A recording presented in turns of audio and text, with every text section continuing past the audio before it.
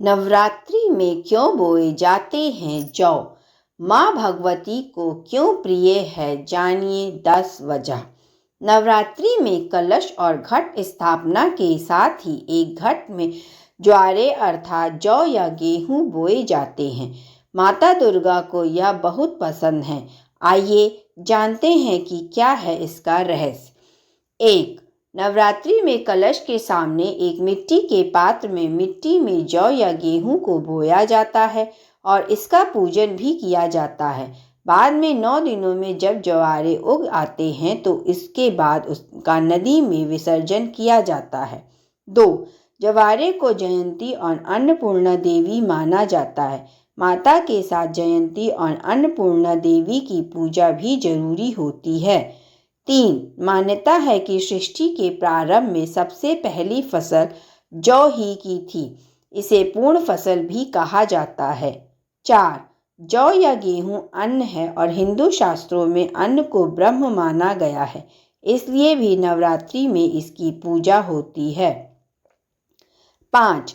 जब भी देवी या देवताओं का हवन किया जाता है तो उसमें जौ का बहुत महत्व होता है। 6. जौ बोने से वर्षा, फसल और व्यक्ति के भविष्य का अनुमान भी लगाया जाता है।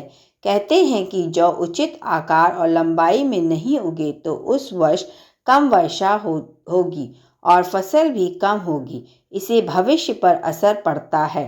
7. बोए गए जौ के रंग से भी शुभ अशुभ संकेत मिलते हैं।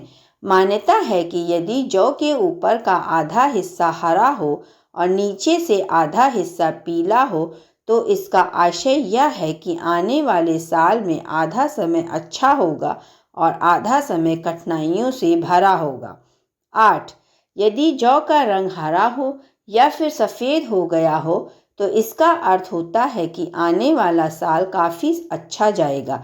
यही नहीं, देवी भगवती की कृपा से आपके जीवन में अपार खुशियाँ और समृद्धि का वास होगा। 9. कहते हैं कि नवरात्र में बोई गई जौ जितनी बढ़ती है उतनी ही माता रानी की कृपा बरसती है।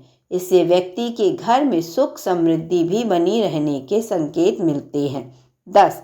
मान्यता है कि यदि जौ के अंकुर 2 से 3 दिन में आ जाते हैं तो यह बेहद शुभ होता है और यदि जौ नवरात्रि समाप्त होने तक जौ ना उगे तो यह अच्छा नहीं माना जाता है।